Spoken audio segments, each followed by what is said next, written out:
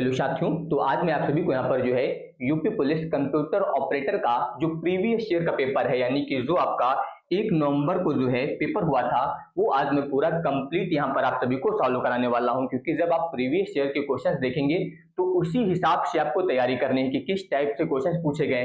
देखिए यहाँ पर जो है ये आपका पेपर जो है 1 नवंबर 2025 को हुआ है, यानी कि बहुत ही लेटेस्ट पैटर्न है। तो उम्मीद है कि इसी टाइप के क्वेश्चन ज्यादातर आपको देखने को इस बार भी मिलेंगे। ठीक है, तो यहाँ पर ये पूरा कंप्लीट सॉल्यूशन कराऊंगा और इसकी पीडीएफ कंप्लीटली आप सभी को बिल्कुल फ्री मिल जाएगी। ठीक है, तो उसके लिए बिल्कुल परेशान मत होइएगा।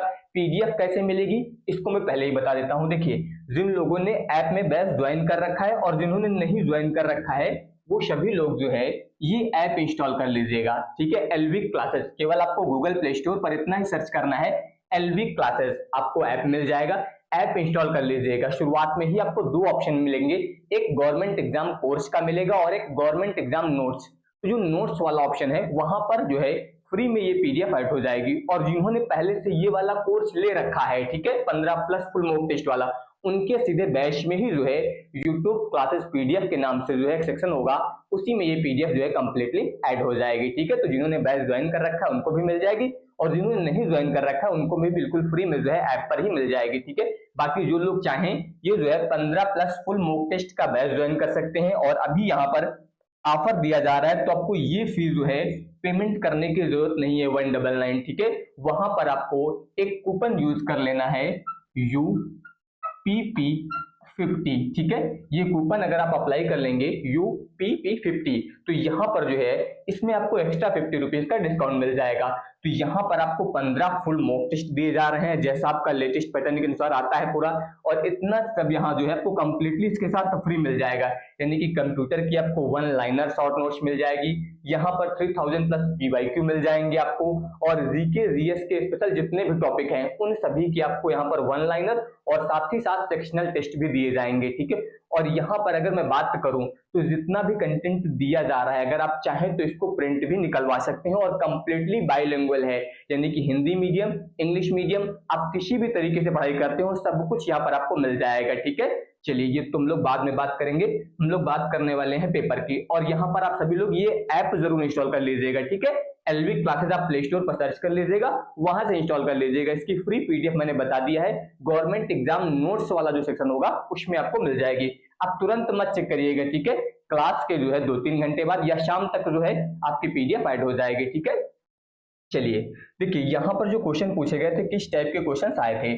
सबसे पहला जो क्वेश्चन दिया गया है यहाँ पर, एक एरे के तत्वों को संग्रहित कर सकता है, यानी कि एक एरे जो है कैन स्टोर्ड एलिमेंट। तो यहाँ पर आप सभी को पता होना चाहिए कि एरे जो होता है आपका ये सेम डेटा टाइप को स्टोर करता है। एरे क्या करता है आपका, एक एरे जो है वो समान डेटा टाइप यानी कि सेम डेटा टाइप को जो है यहाँ पर वो स्टोर करता है। तो ये लोग याद रखिएगा एरे के बारे में। ठीक है, कि एरे जो होता है ये सेम टाइप के डेटा को स्टोर करता है। ठीक है, अगला क्वेश्चन देखिए, अगला कह रहा है कि उच्चतम प्रदर्शन की आवश्यकता वाले कार्यों को संभालने के लिए कौन सा मदरबोर्ड घटक जो है वो सीधे सीपीयू से जुड़ा होता है। कौन सा ऐसा मदरबोर्ड घटक होता है जो सीधे यहाँ पर सीपीयू से जुड़ा होता है। और किसकी बात हुई है, उच्चतम प्रदर्शन की आवश्यकताओं वाले कार्यों के लिए। तो यहाँ पर आपको दिया गया है डीएमए कंट्रोलर, यहाँ पर यूएआरटी, साउथ ब्रिज और नॉर्थ ब्रिज। तो अगर मैं बात करूं यहाँ पर जो ऑप्शन नंबर डी दिया गया आपका नॉर्थ ब्रिज,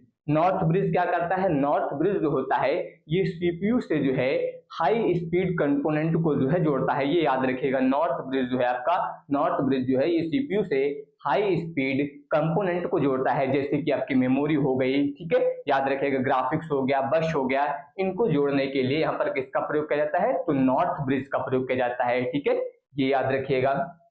अगला देखिए, अगला कह रहा है यहाँ पर कि कार्यालय स्वचालन का कौन सा मुख्य घटक जो है वो असंचरित सामग्री के प्रबंधन के लिए मुख्य रूप से उत्तरदायी है। देखिए, कंप्यूटर के बारे में एक बात और याद रखेगा, इसकी कुछ लैंग्वेज ऐसी होंगी जो आपको हिंदी में हो सकता है ना समझ में आए, इंग्लिश में आप बहुत अच्छे से समझ जाएंगे। तो कुछ यहाँ पर जब भी पेपर आपको मिले, भले ही आपने हिंदी मीडियम से पढ़ाई की है, लेकिन कुछ वर्ड ऐसे होंगे जो इंग्लिश मीडियम में पढ़ने के बाद ही समझ पाएंगे। जैसे कि यहाँ पर देखिए, अगर आप ये समझेंगे कि कार्यालय स्वचालन का कौन सा मुख्य घटक असंरचित सामग्री के लिए, तो हो सकता है आप कम समझ पाए, लेकिन अगर यहाँ पर आप ध्यान दें तो यहाँ पर बात हुई है कंपोनेंट ऑफ ऑफिस ऑटोमेशन। किसकी बात हुई है?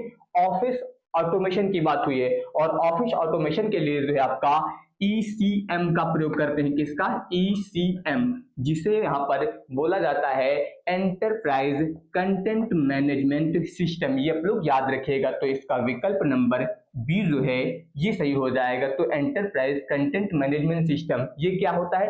ये आपका ऑफिस ऑटोमेशन के लिए यूज होता है, यानी कि आपके डॉक्यूमेंट हो गए, रिकॉर्ड हो गए, इनको यहाँ पर जो है ये क्या करता है? स्टोर करता है, डिलीवर करता है। ठीक है, ये आप लोग याद रखिएगा इसके बारे में। के बाद आ जाइए अगला क्वेश्चन। अगला कह रहा है कि एक केबल विफलता से कौन सी टोपोलॉजी जो है वो सबसे कम प्रभावित होती है। यानी कि अगर यहाँ पर एक केबल आपका खराब हो गया है, एक केबल जो है यहाँ पर नष्ट हो गया, तो कौन सी यहाँ पर टोपोलॉजी है जो सबसे कम प्रभावित होती है? तो आप सभी को पता है कि अगर केबल विफल हो गया तो केबल विफल होने से रिंग टोपोलॉजी प्रभावित होगी, बस टोपोलॉजी भी सबसे ज्यादा प्रभावित होगी, स्टार भी प्रभावित होगी। अगर सबसे कम प्रभावित की बात करें तो मेश टोपोलॉजी होगी, क्योंकि इसमें आप सभी को पता है कि प्रत्येक कंप्यूटर जो है वो अलग अलग केबल से कनेक्ट होता है। ठीक है, तो यहाँ पर अगर एक केबल नष्ट होगी तो उससे सबसे कम प्रभावित टोपोलॉजी कौन सी होगी? तो वो मेश टोपोलॉजी होगी। ठीक है, ये याद रखिएगा। इसके बाद देखिए अगला, अगर मैं बात करूं यहाँ पर, तो डेटाबेस की संरचना को परिभाषित करने के लिए किस भाषा का उपयोग किया जाता है? किसकी बात हुई है? डेटाबेस यानी कि DBMS की बात हुई है। और डेटाबेस में भी जो है संरचना की बात हुई है। यहाँ पर संरचना यानी कि स्ट्रक्चर की बात हो रही है, स्कीमा की बात हो रही है। तो जब भी डेटाबेस यानी कि DBMS के स्कीमा यानी कि स्ट्रक्चर की बात होगी तो उसको डिफाइन करने के लिए हमेशा DDL का प्रयोग किया जाता है, यानी कि डेटा डेफिनेशन लैंग्वेज का प्रयोग किया जाता है। जो कि अगर मैं बात करूं डेटा डेफिनेशन लैंग्वेज जो है ये यहाँ पर ड्रॉप हो गया, अल्टर हो गया, इन सभी कमांड्स को जो है देती है। तो यहाँ पर ये याद रखिएगा DDL, ये जो है आपका डेटा डेफिनेशन लैंग्वेज होता है। ठीक है, ये याद रखिएगा।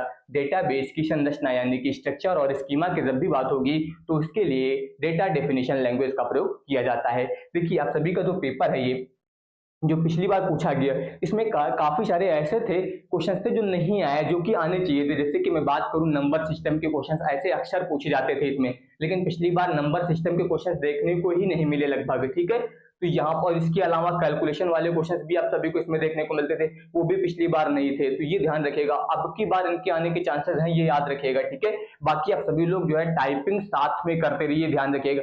भले ही ज्यादा ना करें, अभी आप आधे घंटे 1 घंटे डेली प्रैक्टिस करते रहिए टाइपिंग की, क्योंकि टाइपिंग बहुत जरूरी है। पिछली बार सबसे ज्यादा जो दिक्कत हुई थी वो बाद में टाइपिंग में ही हुई थी, क्योंकि पूरे रूल वगैरह चेंज हुए थे। टाइपिंग के बारे में मैंने पहले भी बताया है, बाकी वेबसाइट मैंने आप सभी के लिए बना ही दी है, lvtyping.com, ये सर्च कर लीजिएगा। ठीक है, इस पर आप टाइपिंग कर सकते हैं पूरी यूपी पुलिस इंजन की बिल्कुल एग्जाम पैटर्न के हिसाब से। ठीक है, चलिए यहाँ पर देखिए अगला क्वेश्चन यहाँ पर कह रहा है कि दस्तावेजों को साझा करने के लिए कौन सा फाइल प्रारूप जो है वो सबसे अधिक विश्वसनीय है। यानी कि यहाँ पर जो है कौन सा ऐसा डॉक्यूमेंट फॉर्मेट होता है जो सबसे ज्यादा रिलायबल होता है शेयरिंग के लिए, यानी कि डॉक्यूमेंट शेयर करने के लिए सबसे ज्यादा रिलायबल यहाँ पर जो है कौन सा दस्तावेज होता है, आपसे पूछा जा रहा है। और आगे बोला गया है कि जब यह महत्वपूर्ण हो कि प्राप्तकर्ता दस्तावेज को ठीक उसी तरह से देखे जैसे कि अपेक्षित है,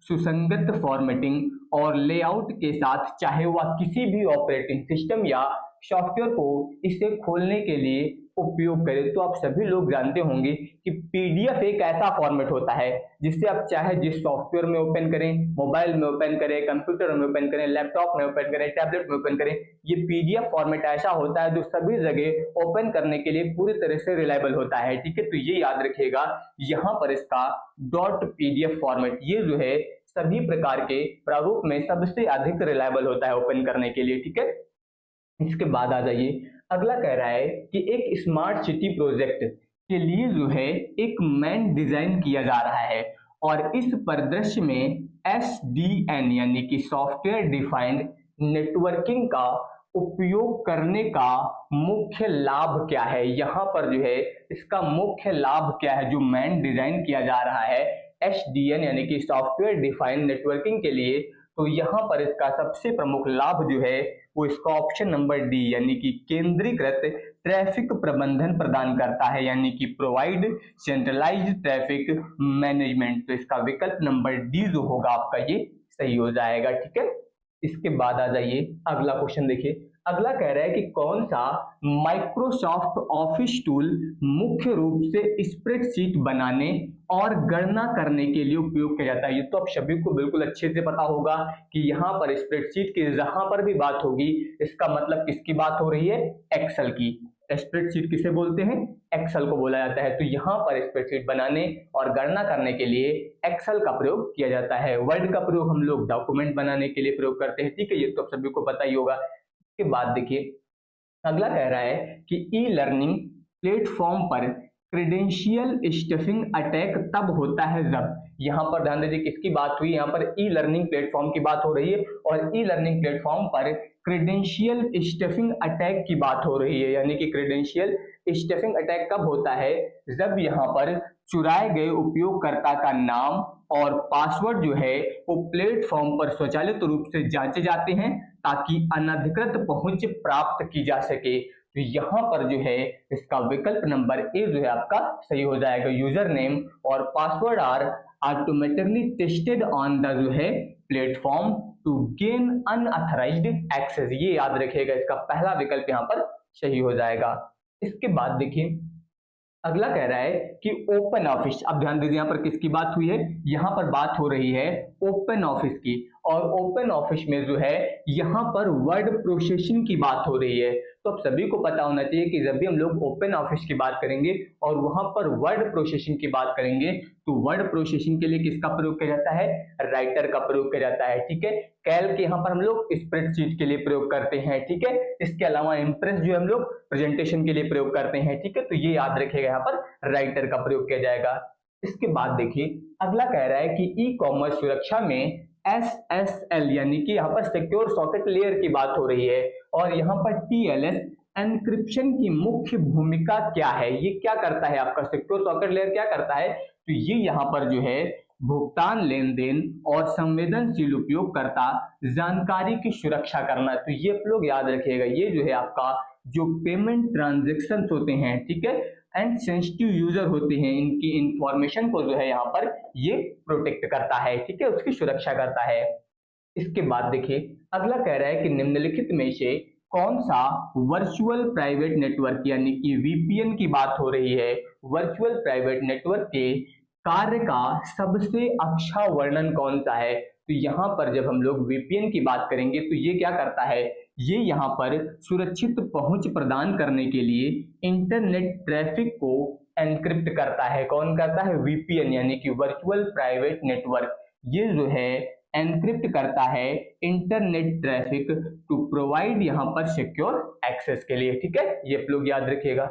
इसके बाद देखिए अगला कह रहा है कि कौन सा विकल्प जो है आपको एक ऑब्जेक्ट से दूसरे ऑब्जेक्ट में एनिमेशन कॉपी करने की अनुमति देता है। एनिमेशन कॉपी करने की जब भी बात होगी तो याद रखिएगा एनिमेशन पेंटर जो है आपका ये एनिमेशन कॉपी करने की अनुमति देता है। तो यहाँ पर जो है आपका एनिमेशन पेंटर यानी कि विकल्प नंबर सी दिया गया है। ठीक है, इसके बाद देखिए अगला कह रहा है कि ई बैंकिंग यानी कि इलेक्ट्रॉनिक बैंकिंग में एनक्रिप्शन का प्राथमिक उद्देश्य क्या है। एनक्रिप्शन क्यों किया जाता है, डेटा को सुरक्षित करने के लिए हम लोग डेटा को एनक्रिप्ट करते हैं। तो यहाँ पर किसकी बात हुई है, ई बैंकिंग में जो है एनक्रिप्शन का प्राथमिक उद्देश्य क्या है, पहला यहाँ पर उद्देश्य क्या है, तो याद रखिएगा ये क्या करता है, संवेदनशील जानकारी को अनधिकृत पहुंच से बचाता है। यहाँ पर जितनी भी जो है सेंसिटिव इंफॉर्मेशन होती है उसको यहाँ पर जो है ये अनऑथराइज्ड एक्सेस से बचाता है। कौन, एनक्रिप्शन। ठीक है, ये याद रखेंगे।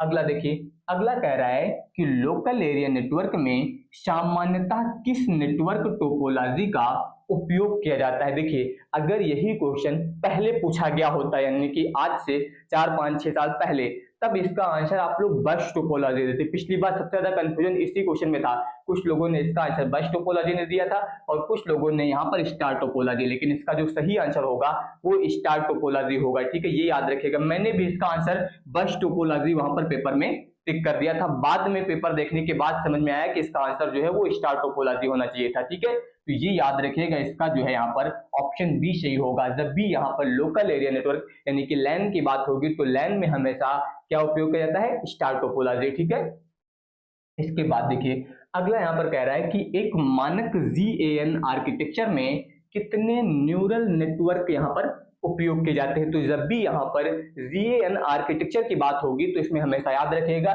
इसमें आपके दो जो है वो न्यूरल नेटवर्क उपयोग किए जाते हैं। ठीक है, तो ये याद रखेंगे आप लोग। अगला देखिए, अगला कह रहा है कि निम्नलिखित में से कौन सा इलेक्ट्रॉनिक डेटा इंटरचेंज, देखिए EDI की बात हो रही है, इलेक्ट्रॉनिक डेटा इंटरचेंज, ये एक ऐसा टॉपिक था जिससे पिछली बार जो है कम से कम 4 से 5 क्वेश्चन आए थे। अभी आप देखिएगा यहाँ पर ये पहला क्वेश्चन अब मिला है, इस तरह कम से कम 4 से 5 क्वेश्चन आपको EDI से मिलेंगे, यानी कि इलेक्ट्रॉनिक डेटा इंटरचेंज की बात हो रही है। ये आपका ऑनलाइन शॉपिंग यानी कि यहाँ पर जो ऑनलाइन शॉपिंग की बात होती है यानी कि ई-कॉमर्स की बात होती है उससे संबंधित टॉपिक था, और यहाँ पर ये टॉपिक बहुत कम लोगों ने तैयार किया था और इससे 4-5 क्वेश्चन आ गए थे, और जो टॉपिक आने चाहिए थे यहाँ पर वो नहीं आए थे, नंबर सिस्टम वगैरह के। ठीक है, तो यहाँ पर बात हो रही है इलेक्ट्रॉनिक डेटा इंटरचेंज की। तो अभी मैंने बताया यहाँ पर ये किसके लिए प्रयोग किया जाएगा, तो ऑनलाइन ऑर्डर प्रोसेसिंग। ठीक है, ये आपका ऑनलाइन ऑर्डर प्रोसेसिंग के लिए जो है इलेक्ट्रॉनिक डेटा इंटरचेंज का जो है ये उदाहरण हो जाएगा। अगला देखिए, अगला कह रहा है कि निम्नलिखित में से कौन सा बुलियन ऑपरेटर है। बुलियन ऑपरेटर आप सभी लोग जानते हैं, और होता है आपका बुलियन ऑपरेटर। ठीक है, नॉट होता है, ठीक है, नॉर होता है, तो ये सभी आपके बुलियन ऑपरेटर होते हैं। बाकी मल्टीप्लाई, सब्ट्रैक्ट, ऐड ये आपके बुलियन ऑपरेटर नहीं होते हैं, तो यहाँ पर और हो जाएगा। इसके बाद देखिए अगला कह रहा है कि क्यू में DQ ऑपरेशन क्या करता है, यानी कि यहाँ पर बात हो रही है कि जो आपका एक क्यू होता है इस क्यू में आपका DQ ऑपरेशन क्या करता है। तो DQ ऑपरेशन क्या करता है, ये हमेशा remove the element at the front, यानी कि ये हमेशा आगे से तत्व को हटाता है। कौन, DQ। तो ये आप लोग याद रखिएगा, एक क्यू में जब आप DQ ऑपरेशन करते हैं तो वहां पर जो है आगे से तत्व को हटाया जाता है, यानी कि remove the element at the front, ये आप लोग याद रखेंगे।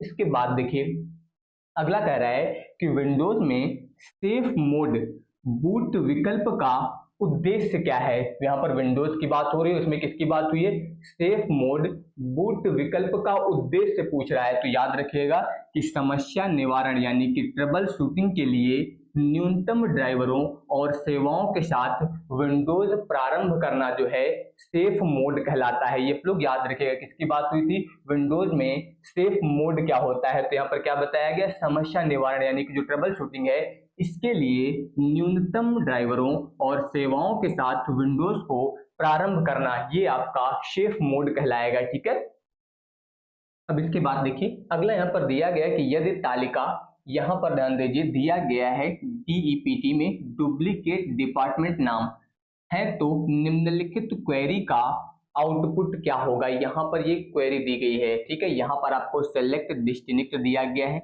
डिपार्टमेंट नेम दिया गया है, फ्रॉम डिपार्टमेंट दिया गया है, और यहाँ पर बताया गया आपसे कि order by department name descending nulls first. अब देखिए बस यही आपको वैल्यू देखनी है। अगर आप ये हिंदी में देखेंगे तो हो सकता है इसका आंसर आप बाद में समझ पाए, लेकिन इसके लिए अगर आप इंग्लिश वर्ड ध्यान देंगे तो बस आपको इतना ही सर्च करना है, डिसेंडिंग नल फर्स्ट। और डिसेंडिंग नल फर्स्ट जो दिया गया है आपको वो कहाँ पर दिया गया है, अगर आप ध्यान दें तो ये दिया गया है विकल्प नंबर 4 में। बस आपको कुछ नहीं देखना है, फिर सीधे ये चौथा विकल्प जो दिया गया है यही आपका यहाँ पर सही हो जाएगा, यानी कि सभी विशिष्ट डिपार्टमेंट के नाम जो है वो अवरोही क्रम में क्रमबद्ध हैं और नल यहाँ पर जो है वो सबसे पहले होगा। बस ये याद रखेगा, इसलिए मैंने बोला कि कंप्यूटर में आपको इंग्लिश वर्ड भी ध्यान देने हैं। कुछ ऐसे वर्ड होंगे जो इंग्लिश देखते ही आपको आंसर मिल जाएगा, हिंदी में हो सकता है वो आपको बाद में समझ में आए। ठीक है, इसके बाद देखिए अगला कह रहा है कि n गुणे m द्विआयामी सारणी में सभी तत्वों का योग ज्ञात करने की समय जटिलता। देखिए यहाँ पर जो है सभी तत्वों का योग, यानी कि यहाँ पर बात हो रही है finding the sum of all elements. तो जब भी यहाँ पर सभी एलिमेंट यानी कि सभी अवयवों का सम ज्ञात करना होगा तो वहां पर एक एक एलिमेंट को जो है वो चेक किया जाएगा। तो इसके लिए जो टाइम कॉम्प्लेक्सिटी होगी ये आपका विकल्प नंबर ए यहाँ पर सही हो जाएगा, ठीक है, ये याद रखिएगा। इसके बाद आ जाइए अगला। अगला कह रहा है कि इंटरनेट एक्सेस करते समय कई डिवाइसेस को एक ही सार्वजनिक आईपी एड्रेस शेयर करने की अनुमति देने के लिए किस तकनीक का उपयोग किया जाता है। तो यहाँ पर किसकी बात हो रही है, यहाँ पर allow multiple devices to share single public IP address. तो यहाँ पर जब भी कई डिवाइसेस को एक ही सार्वजनिक आईपी एड्रेस में शेयर करने की अनुमति की बात होगी तो उसके लिए आपका NAT या फिर PAT का प्रयोग किया जाता है, नेट या फिर पैट का यूज किया जाता है। तो ऑप्शन में आपका नेट दिया गया तो ये विकल्प सही हो जाएगा, अगर PAT दिया गया होता तो भी सही हो जाता है, ठीक है। इसके बाद देखिए अगला कह रहा है कि कौन सा HTML API वेब एप्लीकेशन को उपयोगकर्ता के ब्राउजर में डेटा स्टोर करने और ब्राउजर बंद करने के बाद भी जो है उससे बाद में पुनः प्राप्त करने की अनुमति देता है। याद रखिएगा यहाँ पर पूछ रहा है ऐसा कौन सा HTML API है आपका जो एप्लीकेशन को यानी कि जो एप्लीकेशन है इसको उपयोगकर्ता के ब्राउजर में डेटा स्टोर करने और ब्राउजर बंद करने के बाद जब आप ब्राउजर बंद कर देते हैं तो उसके बाद पुनः प्राप्त करने की अनुमति देता है। तो वो आपका देता है web storage API. Web storage API जो होता है ये आप चाहे तो उसे बंद कर दें, शट डाउन कर दें, उसके बाद भी आपको यहाँ पर ये जो डेटा है वो मिल जाएगा।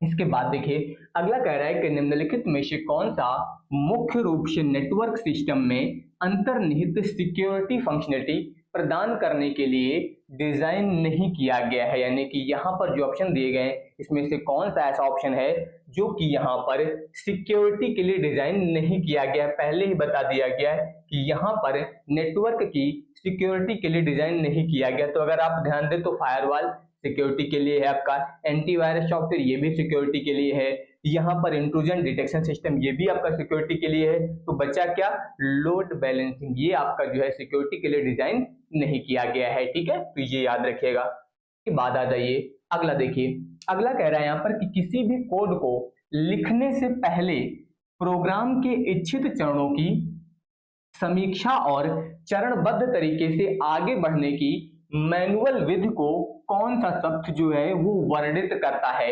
क्या बोला गया कि किसी भी कोड को यानी कि कोई भी टर्म है उसको यहाँ पर डिस्क्राइब द मैनुअल मेथड, ठीक है, ये याद रखिएगा। यहाँ पर किसकी बात हुई है, मैनुअल मेथड की बात हुई है। तो यहाँ पर कंपाइलिंग हो गया, टेस्टिंग हो गया, डेस्क चेकिंग हो गया, फ्लो चार्टिंग। तो यहाँ पर आपका डेस्क चेकिंग ये जो है आपका हमेशा मैनुअल मेथड होता है, ठीक है, याद रखिएगा। लिखने से पहले प्रोग्राम के जो इच्छित चरण होते हैं इनकी समीक्षा और साथ ही साथ चरणबद्ध तरीके से आगे बढ़ने की जो मैनुअल विधि होगी इसके लिए हम लोग किसका प्रयोग करेंगे, डेस्क चेकिंग का प्रयोग किया जाएगा, ठीक है। इसके बाद देखिए अगला कह रहा है कि ऑफिस ऑटोमेशन में EDA, अभी मैंने बताया था कि इलेक्ट्रॉनिक डेटा इंटरचेंज, ये टॉपिक ऐसा है जिससे कई बार क्वेश्चन आया था पेपर में पिछली बार। तो यहाँ पर फिर मिल गया आपको कि ऑफिस ऑटोमेशन में EDI का उपयोग करने का निम्नलिखित में से कौन सा लाभ है। तो इसका प्रमुख लाभ पूछा जा रहा है। तो इसका प्रमुख लाभ क्या हो जाएगा, पेपर रिकॉर्ड का बढ़ता उपयोग गलत हो जाएगा, प्रोसेसिंग एरर में कमी और तीव्र ट्रांजैक्शन के लिए, ये याद रखिएगा यहाँ पर प्रोसेसिंग एरर में कमी और साथ ही साथ तीव्र ट्रांजैक्शन। मैंने बताया था कि ये आपका ऑनलाइन ऑर्डर से संबंधित था। तो ये आपका जो है यहाँ पर रिड्यूस्ड प्रोसेसिंग एरर्स और साथ ही साथ फास्टर ट्रांजैक्शन का जो है ये इसका प्रमुख लाभ हो जाएगा इलेक्ट्रॉनिक डेटा इंटरचेंज का। अगला देखिए अगला कह रहा है कि URL का विस्तारित रूप, ये तो आप सभी को पता होगा, URL आपका होता है यूनिफॉर्म रिसोर्स लोकेटर।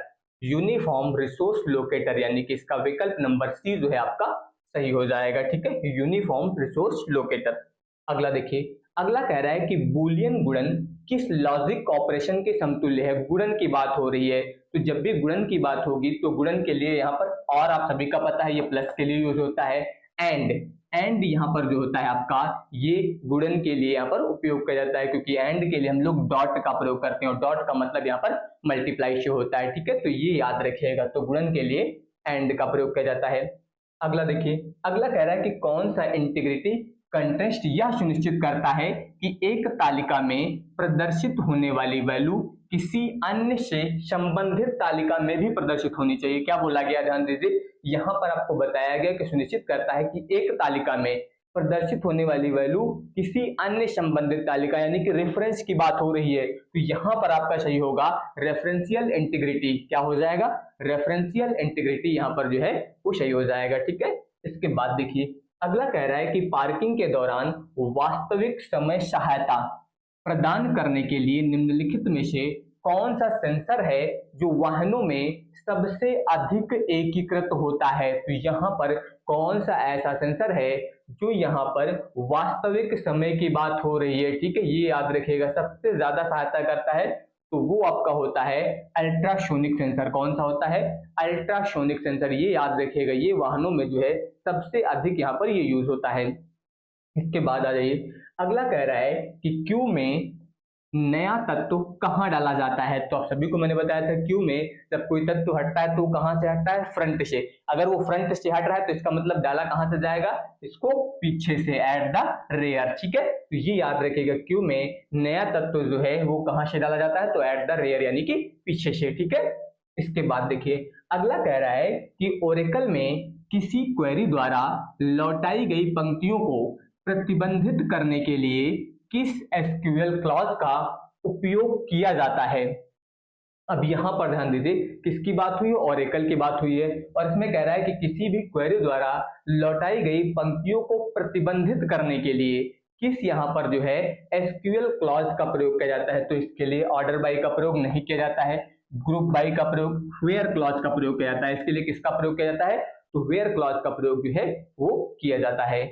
इसके बाद देखिए, अगला कह रहा है कि चार्ल्स बेबेज द्वारा विकसित किस प्रारंभिक कंप्यूटिंग डिवाइस को आधुनिक कंप्यूटरों का यांत्रिक अग्रदूत माना जाता है। तो यहाँ पर जो है किसकी बात हुई है, चार्ल्स बेबेज की बात हुई है। तो चार्ल्स बेबेज की जहां पर बात होगी वहां पर कौन सा सही हो जाएगा, एनालिटिकल इंजन। एनालिटिकल इंजन को जो है यहाँ पर आधुनिक कंप्यूटर का यांत्रिक अग्रदूत माना जाता है। इसके बाद देखिए, अगला कह रहा है यहाँ पर कि किसी अनुप्रयोग सॉफ्टवेयर का प्राथमिक कार्य क्या है। यहाँ पर जो है किसी भी एप्लीकेशन सॉफ्टवेयर का प्राथमिक कार्य क्या है, तो ये याद रखिएगा, यहाँ पर जो है ये आपका prefer to specific user oriented task, यानी कि विशिष्ट उपयोगकर्ता उन्मुख कार्य निष्पादित करना, ये जो है आपका एप्लीकेशन सॉफ्टवेयर का प्रमुख कार्य होता है। इसके बाद देखिए, अगला कह रहा है कि निम्नलिखित में से कौन सा ऑपरेशन जो है एक वृत्ताकार क्यू में संभव नहीं है। यहाँ पर जब वह पूरी तरह से भरी हो, पहले ही बोल दिया गया कि जब यहाँ पर एक सर्कुलर की है, ठीक है, यानी कि यहाँ पर आपको एक सर्कुलर क्यू दिया गया है और सर्कुलर क्यू जो है पूरी तरह से फुल है, तो इसमें कौन सा ऑपरेशन जो है वो संभव नहीं है। तो डी क्यू यहाँ पर जो है डिस्प्ले दिया गया है, डी क्यू किया जा सकता है, यानी कि अगर वृत्ताकार क्यू है और वहां पर पूरी तरह से फिल है तो उसमें डी क्यू किया जा सकता है, डिस्प्ले भी किया जा सकता है, ट्रेवर्स भी किया जा सकता है, लेकिन एन क्यू जो है ये फिर वहां पर संभव नहीं होगा। ये याद रखिएगा, जब यहाँ पर सर्कुलर क्यू पूरी तरह से फुल होगी तब, ठीक है। इसके बाद देखिए, अगला कह रहा है ईडीआई। फिर देखिए आपको ये मिल गया, तीसरी बार चौथी बार ये मिल रहा है। मैंने ये बताया था कि ये टॉपिक कई बार मिला है। तो इलेक्ट्रॉनिक डेटा इंटरचेंज का उपयोग करके सामान्यतः किस प्रकार के दस्तावेजों का आदान प्रदान जो है वो किया जाता है, यानी कि एडीआई का उपयोग, जो इलेक्ट्रॉनिक डेटा इंटरचेंज है, इसका उपयोग जो है वो किस टाइप के डॉक्यूमेंट्स को जो है एक्सचेंज, यानी कि यहाँ पर एक्सचेंज करने के लिए प्रयोग किया जाता है। तो इसका उपयोग हम लोग क्रयादेश यानी कि परचेज ऑर्डर, इसके अलावा चालान यानी कि इनवाइसेस, और शिपिंग नोट्स यानी कि यहाँ पर जो शिपिंग नोट्स है इसके लिए प्रयोग किया जाता है, क्योंकि ये ऑनलाइन ई कॉमर्स से संबंधित है, ठीक है, इलेक्ट्रॉनिक डेटा इंटरचेंज। अगला देखिए, अगला कह रहा है कि कौन सी नियंत्रण संरचना एक लूप द्वारा दर्शाई जाती है जो निर्देशों को एक सेट को तब तक निष्पादित करती है जब तक कि निर्दिष्ट स्थिति सत्य रहती है। क्या बताया गया कि यहाँ पर कौन सी नियंत्रण संरचना जो है वो एक लूप द्वारा दर्शाई जाती है, जो निर्देशों के एक सेट को तब तक निष्पादित करती है, ठीक है, जब तक कि निर्देश स्थिति जो है वो सत्य रहती है। तो ये याद रखिएगा, ये आपकी पुनरावृत्ति होती है, ठीक है।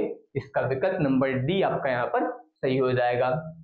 अगला देखिए, अगला कह रहा है यहाँ पर प्रिमिटिव ऑपरेटिंग सिस्टम के बारे में निम्नलिखित में से कौन सा सही है। तो यहाँ पर जो है किसकी बात हुई है, यहाँ पर बात हुई है प्रीएम्प्टिव ऑपरेटिंग सिस्टम की। तो इसके बारे में अगर सही विकल्प की बात की जाए तो ओएस जो है ये किसी चल रही प्रक्रिया से सीपीयू को जबरन हटा सकता है। तो ये याद रखिएगा कि ऑपरेटिंग सिस्टम जो है वो किसी चल रही प्रक्रिया से सीपीयू को जो है वो जबरन हटा सकता है। इसके बाद आ जाइए अगले क्वेश्चन पे। अगला कह रहा है कि मल्टी कोर प्रोसेसिंग का उपयोग करने का मुख्य लाभ क्या है। जो आपका मल्टी कोर प्रोसेसिंग होती है इसका मुख्य लाभ यानी कि मुख्य एडवांटेज क्या होता है। तो इसका मुख्य एडवांटेज ये होता है कि ये जो है पैरेलल प्रोसेसिंग की क्षमता को बढ़ा देता है, यानी कि यहाँ पर जब आप मल्टी कोर प्रोसेसिंग का प्रयोग करते हैं तो ये पैरेलल प्रोसेसिंग की कैपेसिटी को जो है बढ़ा देता है।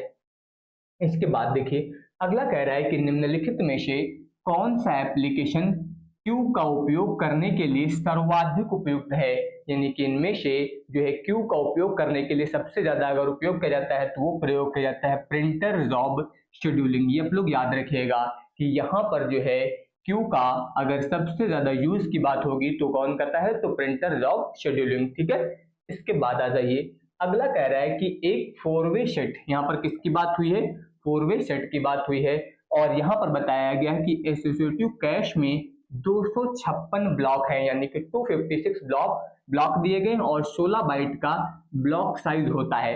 तो कैश में कितने सेट मौजूद हैं, यहाँ पर आपको क्या ज्ञात करना है, यहाँ पर आपको कैश में जो है वो कितने सेट मौजूद हैं इसके बारे में बताना है। तो जब भी आपको कैश में सेट की संख्या ज्ञात करनी हो तो हमेशा टोटल ब्लॉक कितने हैं, टोटल ब्लॉक आपको देखने हैं यहाँ पर कितने हैं, ठीक है, ये याद रखेगा।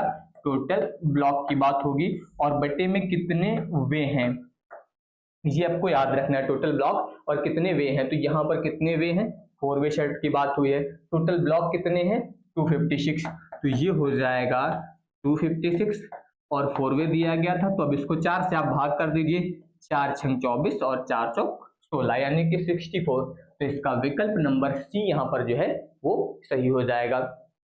इसके बाद देखिए, अगला कह रहा है यहाँ पर कि कौन सा संबंध परक ऑपरेशन जो है वो मुख्य रूप से इसके आउटपुट से डुप्लीकेट टपल को हटाता है। तो डुप्लीकेट टपल को हटाने के लिए याद रखिएगा प्रोजेक्शन का प्रयोग किया जाता है। किसका प्रयोग करते हैं, प्रोजेक्शन का प्रयोग जो है यहाँ पर डुप्लीकेट टपल को रिमूव करने के लिए प्रयोग किया जाता है, ये याद रखिएगा। इसके बाद देखिए, अगला कह रहा है कि बूलियन बीजगणित यानी कि बूलियन अलजेब्रा में जो है जो कार्नोफ मैप है यहाँ पर जो है इसका उद्देश्य क्या है, यानी कि यहाँ पर इसका पर्पस क्या है। जो आपका के मैप होता है इसका पर्पस क्या होता है, तो ये बूलियन व्यंजकों को सरल बनाता है। क्या करता है, यहाँ पर जो है जो बूलियन एक्सप्रेशन होते हैं इनको सिंप्लीफाई करने के लिए जो है के मैप यानी कि के मानचित्र का प्रयोग किया जाता है। अगला कह रहा है कि आधुनिक नेटवर्कों में बस टोपोलॉजी की तुलना में स्टार टोपोलॉजी को क्यों प्राथमिकता दी जाती है। यहाँ पर आधुनिक नेटवर्क जो होते हैं इसमें आपके बस टोपोलॉजी की जगह पर स्टार टोपोलॉजी को सबसे ज्यादा प्राथमिकता क्यों दी जाती है, तो ये इसलिए दी जाती है क्योंकि ये तेज और अधिक विश्वसनीय कनेक्शन की अनुमति देता है। तो ये याद रखिएगा, ये अलाउ करता है faster and more reliable connection की, ठीक है, इसलिए यहाँ पर स्टार टोपोलॉजी को अधिक मान्यता दी जाती है। अगला कह रहा है कि एसक्यूएल में जो है यूनियन और यूनियन ऑल में क्या अंतर होता है। तो याद रखिएगा कि जो यूनियन होता है ये डुप्लीकेट पंक्तियों को हटाता है। यूनियन क्या करता है, डुप्लीकेट पंक्तियों को हटाता है, लेकिन यूनियन ऑल जो होता है ये डुप्लीकेट पंक्तियों को रखता है। तो ये दोनों में डिफरेंस होता है कि यूनियन डुप्लीकेट पंक्तियों को हटाता है और यूनियन ऑल जो होता है डुप्लीकेट पंक्तियों को रखता है। अगला देखिए, अगला कह रहा है ईडीआई, फिर देखिए इलेक्ट्रॉनिक डेटा इंटरचेंज आ गया फिर से। प्रणाली में मूल्य वर्धित नेटवर्क यानी कि यहाँ पर बात हो रही है वैल्यू एडेड नेटवर्क की, ठीक है, मुख्य रूप से क्या भूमिका निभाता है। तो अगर आपके वैन यानी कि यहाँ पर वैल्यू एडेड नेटवर्क की बात होगी तो ये जो है व्यापारिक साझेदारों के बीच जो है सुरक्षित डेटा विनिमय की सुविधा प्रदान करता है। ये आप लोग याद रखिएगा, ये यहाँ पर कौन सी फैसिलिटी देता है, secure data exchange between trading partners के बीच, ठीक है, तो ये याद रखिएगा। अगला देखिए, अगला कह रहा है कि ओपन ऑफिस राइटर में कौन सी सुविधा किसी दस्तावेज के भीतर सभी शीर्षकों, तालिकाओं, टेक्स्ट फ्रेम, ग्राफिक्स और इसके अलावा बुकमार्क्स और अन्य ऑब्जेक्ट की एक व्यापक सूची प्रदान करती है। तो ये व्यापक सूची जो है कौन प्रदान करता है, तो नेविगेटर प्रदान करता है। ये याद रखिएगा, यहाँ पर जो है सभी शीर्षकों, तालिकाओं यानी कि यहाँ पर किसकी बात हो रही है, हेडिंग, टेबल्स, टेक्स्ट फ्रेम्स और इसके अलावा ग्राफिक्स, बुकमार्क्स, ठीक है, इन सभी की जो तालिका होती है इन सभी को कौन प्रदान करता है, तो ये आपका नेविगेटर प्रदान करता है। अगला देखिए, अगला कह रहा है यहाँ पर कि एसडीएन आर्किटेक्चर में नियंत्रण तल की प्राथमिक भूमिका क्या है। जो आपका एसडीएन आर्किटेक्चर होता है इसमें नियंत्रण तल की जो है वो प्राथमिक भूमिका क्या है, तो ये याद रखिएगा कि प्रवाह नियमों का प्रबंधन करना, साथ ही साथ ट्रैफिक को कहाँ भेजा जाना चाहिए इस बारे में भी निर्णय लेना, ठीक है, ये इसकी मुख्य भूमिका है, ये आप लोग याद रखिएगा। इसके बाद देखिए, अगला कह रहा है यहाँ पर कि वर्ड में कंट्रोल प्लस इंटर शॉर्टकट की, तो आप सभी को पता होना चाहिए कि कंट्रोल प्लस इंटर का प्रयोग हम लोग पेज ब्रेक के लिए करते हैं। अगर शिफ्ट प्लस इंटर होता तो वो आपका लाइन ब्रेक के लिए होता है। तो यहाँ पर जो है इंसर्ट आ पेज ब्रेक, तो यहाँ पर हम लोग पेज ब्रेक को इंसर्ट करने के लिए कंट्रोल प्लस इंटर का प्रयोग करते हैं। अगला देखिए, अगला कह रहा है यहाँ पर ध्यान दीजिए, ये आपको इंटीजर एरे दिया गया है कि यहाँ पर रो और कॉलम के रूप में घोषित किया गया है। 2D एरे में तत्वों की कुल संख्या, सीधे तत्वों की संख्या जब भी 2D एरे में निकालनी हो तो रो और कॉलम में अवयवों की संख्या का गुणा कर लीजिए, सीधे सीधे 3 गुणे 4 आपको कर लेना है। कितने अवयव मिल जाएंगे, 12 यानी कि 12 अवयव यहाँ पर मिल जाएंगे।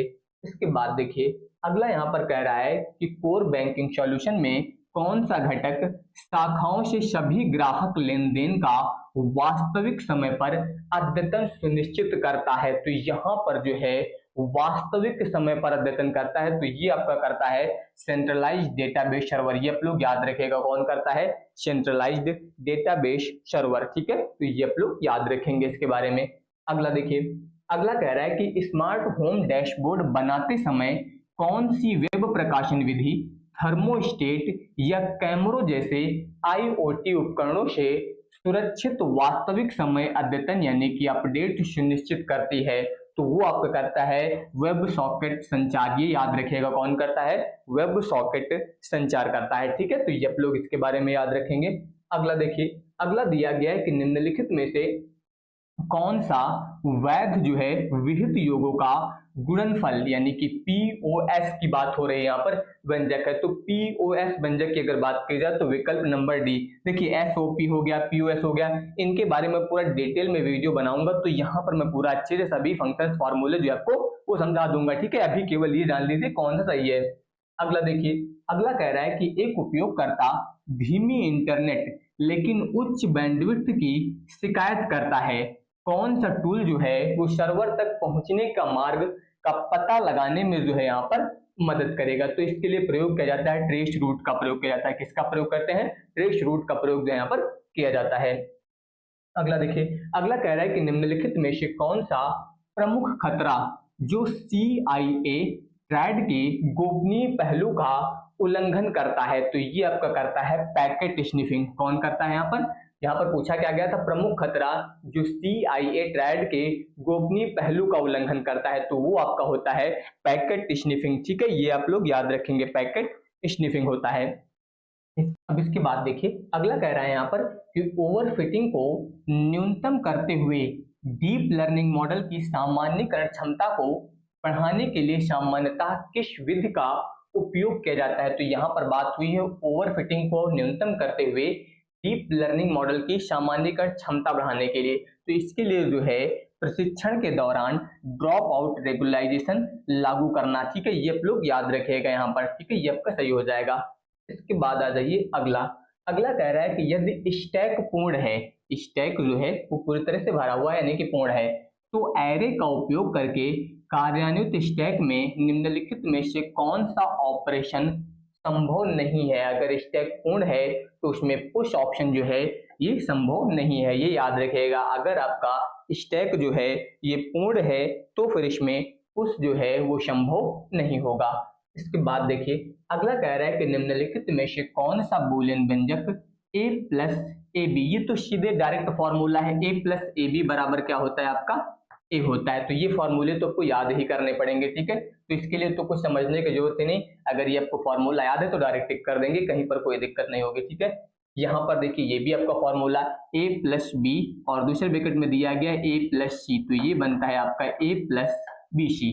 चेक कर लीजिए कहाँ पर दिया गया है a प्लस बी सी, ये हो जाएगा। ये फॉर्मूला याद करेंगे तो कोई दिक्कत नहीं होगी, ठीक है।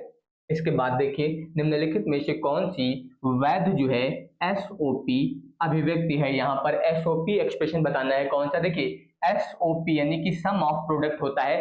तो सम ऑफ प्रोडक्ट का मतलब यहाँ पर जो प्रोडक्ट होते हैं उनका सम या और किया जाता है। तो प्रोडक्ट देखिए यहाँ पर ये दिया गया है ए बी, ये प्रोडक्ट है, ये आपका प्रोडक्ट है, ये प्रोडक्ट है, इनका क्या किया गया और फंक्शन यानी कि इनका सम किया गया। तो यहाँ पर विकल्प नंबर डी सही हो जाएगा, ठीक है। इसके बाद देखिए अगला कह रहा है कि सिस्टम सॉफ्टवेयर में लिंकर की प्राथमिक भूमिका क्या होती है। जो लिंकर होता है इसकी प्राथमिक भूमिका पूछी जा रही है। तो ये क्या करता है, ये जो है आपका ऑब्जेक्ट फाइल्स को एक एकल एग्जीक्यूटेबल फाइल में जो है वो संयोजित करता है। तो ये याद रखिएगा, यहाँ पर इसका विकल्प नंबर सी जो है आपका सही हो जाएगा। इसके बाद आ जाइए अगला कह रहा है कि निम्नलिखित में से कौन सा नेटवर्क वातावरण में भौतिक सुरक्षा उपाय है। तो यहाँ पर जो है देखिए यहाँ पर किसकी बात हुई है, भौतिक सुरक्षा, यानी कि यहाँ पर फिजिकल सिक्योरिटी मेजर की बात हुई है। तो फिजिकल सिक्योरिटी के लिए यहाँ पर बायोमेट्रिक एक्सेस नियंत्रण होगा। अगर फिजिकल की बात नहीं होती तो यहाँ पर आपका एसएसएल होता, लेकिन यहाँ पर फिजिकल की बात हुई है तो बायोमेट्रिक एक्सेस नियंत्रण हो जाएगा, ठीक है। इसके बाद देखिए अगला कह रहा है कि इलेक्ट्रॉनिक रूप से प्राप्त प्रपत्रों को संग्रहित करने के लिए किसकी बात हुई है, यहाँ पर प्रपत्रों की बात हुई है, ये याद रखिएगा, ठीक है। इसके लिए किसका प्रयोग किया जाता है, पीडीएफ का प्रयोग करते हैं, ठीक है। इसके बाद देखिए अगला कह रहा है कि चयनित श्रेणी में केवल संख्यात्मक प्रविष्टियों की गणना करने के लिए आप किस फंक्शंस का उपयोग करते हैं। पहले ही बता दिया गया है कि केवल संख्यात्मक, ठीक है। यहाँ पर जो है काउंट ओनली न्यूमेरिक इंट्रीज, इसके लिए जो है काउंट फंक्शन का प्रयोग किया जाता है। किसका प्रयोग करते हैं, काउंट फंक्शन, जब केवल न्यूमेरिक वैल्यू की यहाँ पर संख्या ज्ञात करनी हो। निम्नलिखित में से क्या आधुनिक कार्यालयों में स्वचालन की आवश्यकता को सबसे स्पष्ट रूप से दर्शाता है। यहाँ पर जो है इसमें से पूछा गया है आपसे कि निम्नलिखित में से क्या जो है वो आधुनिक कार्यालयों में स्वचालन की आवश्यकता को सबसे स्पष्ट रूप से दर्शाता है। तो वो आपका डिजिटल कार्यभार में वृद्धि, ये जो है यहाँ पर आधुनिक कार्यालयों में स्वचालन की आवश्यकता को सबसे स्पष्ट रूप से दर्शाता है। अगला कह रहा है कि कौन सा सॉफ्टवेयर आपको मेल मर्ज उपयोग करके फॉर्म पत्र भरने की अनुमति देता है। मेल मर्ज का उपयोग आप कहां पर करते हैं, एमएस वर्ड में करते हैं सीधे सीधे, तो विकल्प नंबर डी सही हो जाएगा। इसके बाद देखिए अगला कह रहा है कि सिलेक्शन चार्ट का उपयोग करके सारणी, देखिए यहाँ पर जो है किसकी बात हुई है, सिलेक्शन चार्ट की बात हुई है। क्रमबद्ध करने के लिए कितने स्वैप की आवश्यकता होगी, आपको दिया क्या गया है 3, 1, 5, इसके बाद 2 और 4। कह रहा है कि इसको यहाँ पर क्या करना है, सिलेक्शन सॉर्ट करने के लिए, मतलब इसको अगर क्रमबद्ध तरीके से बनाएंगे तो 1, 2, 3, 4, 5 ऐसा बनाना है। अब इसको इस तरह से बनाने के लिए कितनी बार स्वैप करना पड़ेगा, सबसे पहले पास वाले देखिए इन दोनों में, सबसे पहले इन दोनों में स्वैप होगा तो ये क्या बनेगा 1, 3, ये मैंने पहला स्वैप किया, बाकी ये अपनी जगह पर अभी रहेंगे 5, 2, 4। तो यहाँ पर मैंने एक बार स्वैप किया है, ठीक है। अभी ये हो गया पहला स्वैप। अब क्या होगा, इन दोनों के बीच स्वैप होगा तो अब ये हो जाएगा 1। जब इन दोनों में स्वैप होगा तो यहाँ पर ध्यान दीजिए ये अब आपका दिया गया है 3 और 5, और यहाँ पर ध्यान दीजिए अब 3 और 5 तो आपको स्वैप करना नहीं, पहले इन दोनों का स्वैप करेंगे। तो ये 3 यहीं पर रहेगा, पहले इन दोनों के बीच हम लोग जब स्वैप करेंगे तो ये बनेगा आपका 2, 5 इस तरीके से, ठीक है। तो यहाँ पर इन दोनों का स्वैप कर दिया मैंने, तो ये आपका हो गया दूसरा वाला। अब इसके बाद फिर इन दोनों का स्वैप होगा तो बनेगा ये इधर 1, 2, 3, और यहाँ पर ध्यान दीजिए मैंने क्या बताया था, एक स्वैप एक ये आपका हुआ 2 और इन दोनों का जब स्वैप करेंगे तो ये हो जाएगा आपका 3। अब लास्ट में जब आपका 5 और 4 बचेगा तो इन दोनों का भी स्वैप तो होगा 4 और 5 बनाने के लिए, तो कुल मिला के टोटल 1 2 3 और ये वाला जो स्वैप करेंगे तो 4। टोटल यहाँ पर कितने स्वैप की जरूरत पड़ेगी, 4 स्वैप की आवश्यकता यहाँ पर होगी इसको सिलेक्ट, यानी कि यहाँ पर जो है इसको सिलेक्शन सॉर्ट करने के लिए, ठीक है। इसके बाद देखिए अगला यहाँ पर क्या कह रहा है, इसमें कह रहा है कि निम्नलिखित जावा स्क्रिप्ट अभिव्यक्ति का परिणाम क्या होगा। 0.1 0.2 यहाँ पर दिया गया है इक्वल में 0.3, तो जावा स्क्रिप्ट की बात हुई है तो ये वैल्यू फॉल्स होगी। क्यों? क्योंकि ये अगर मैथमेटिक कंटेंट होता तो सीधे 0.1 0.2 मिलके आपका 0.3 आ जाता, लेकिन यहाँ पर 0.1 और 0.2 कंप्यूटर में यूज नहीं होगा, ये बाइनरी वैल्यू यहाँ पर जो है एग्जैक्टली यूज करेगा। तो जब 0.1 और 0.2 की आप बाइनरी वैल्यू निकालेंगे तो ये 0.3 नहीं आएगा, ये ध्यान रखिएगा, ठीक है। इसलिए यहाँ पर ये फॉल्स वैल्यू देगा, ठीक है। इसके बाद देखिए अगला कह रहा है कि ट्रैफिक लाइट कंट्रोलर में पैदल यात्री का सिग्नल यहाँ पर दिया गया है P तभी चालू होना चाहिए जब ट्रैफिक लाइट T और यहाँ पर दिया गया है लाल यानी कि रेड हो और पैदल यात्री का बटन जो है वो B दबाया गया हो। कौन सा बूलियन समीकरण इस स्थिति का वर्णन करता है? तो यहाँ पर आपका विकल्प नंबर सी, देखिए यहाँ पर जो है जब भी लाइट ऑन होगी तो उसके लिए 1 यूज होगा, क्योंकि अगर यहाँ पर आप ध्यान दें तो R दिया गया है B और इसके अलावा हम लोग बात करें P, तो ये डॉट वाला ही ऐसा ऑप्शन है कि जब दोनों 0 होंगे तब ये आपका 0 आएगा, जब ये वाला 0 ये 1 होगा तब भी ये 0 आएगा, जब ये 1 होगा ये 0 होगा तब भी ये 0 आएगा, ये 1 और 1 होंगे तभी यहाँ पर 1 आएगा। तो इसका मतलब क्या है, जब दोनों ऑफ होंगे तब भी ये अब 0 आएगा, जब यहाँ पर एक इसमें से कोई वर्क करेगा तब भी ये 0 होगा। तो इसलिए यहाँ पर इसका विकल्प नंबर सी जो है ये बनेगा इस बूलियन समीकरण की स्थिति के लिए, ठीक है। तो इसका विकल्प नंबर सी आपका सही होगा। इसके बाद देखिए अगला कह रहा है कि डेटाबेस में टपल कार्डिनलिटी शब्द का क्या अर्थ है। तो टपल की बात होगी तो रो की बात हो रही, तो याद रखिएगा किसी भी टेबल में रो की जो संख्या होती है उसको बोलते हैं टपल कार्डिनलिटी, ठीक है। ये याद रखिएगा किसी भी टेबल में रो की संख्या को टपल कार्डिनलिटी बोलते हैं। अगला देखिए अगला कह रहा है कि फाइल प्रबंधन प्रणालियों में फाइल कंट्रोल ब्लॉक यानी कि FCB की मुख्य भूमिका क्या होती है। तो आपका जो फाइल कंट्रोल ब्लॉक होता है ये क्या करता है, तो ये यहाँ पर जो है फाइल के बारे में मेटा डेटा संग्रहित करता है। जो आपका FCB यानी कि फाइल कंट्रोल ब्लॉक होता है ये हमेशा फाइल के बारे में मेटा डेटा को जो है वो संग्रहित करता है।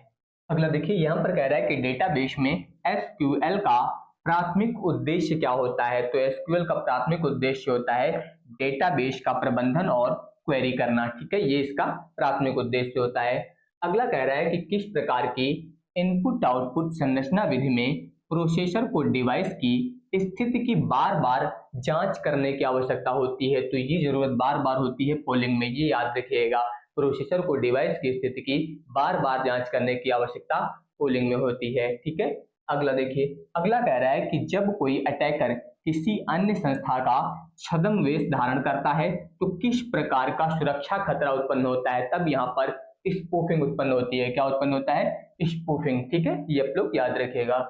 अगला कह रहा है कि जब किसी अनुरोधित वेब पेज को स्थायी रूप से एक नए URL पर स्थानांतरित किया जाता है तो कौन सा HTTP स्टेटस कोड लौटाया जाता है। तो जब भी नए URL पर स्थानांतरित किया जाता है तो यहाँ पर आपको 301 जो है वो एरर कोड दिखाई देगा, ठीक है। ये याद रखिएगा।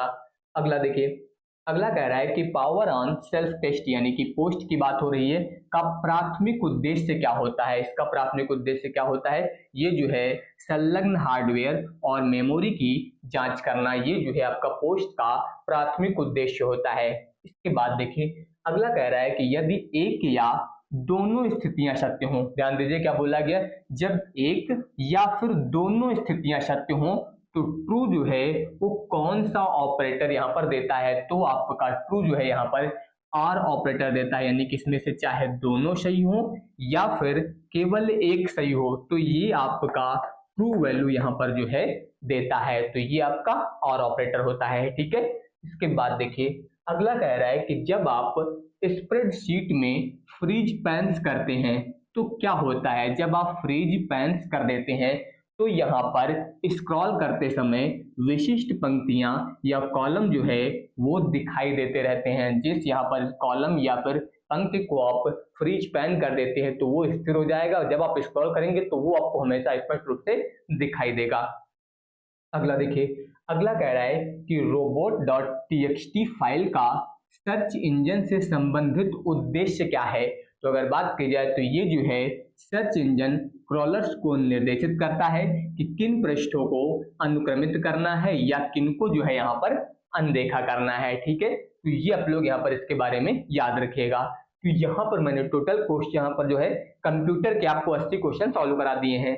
अब जो जीके और इसके अलावा रीजनिंग वाले क्वेश्चंस हैं वो मैं आपको नेक्स्ट क्लास में जो है वो सॉल्व करा दूंगा, ठीक है। बाकी आप सभी लोग चैनल को सब्सक्राइब कर लीजिए। जो भी क्लासेस हो रही हैं उनकी पीडीएफ के लिए मैंने पहले ही बता दिया, आपको पीडीएफ के लिए जो है वो ऐप इंस्टॉल कर लेना है, ठीक है। ये ऐप इंस्टॉल कर लीजिएगा एलवी क्लासेस, ठीक है।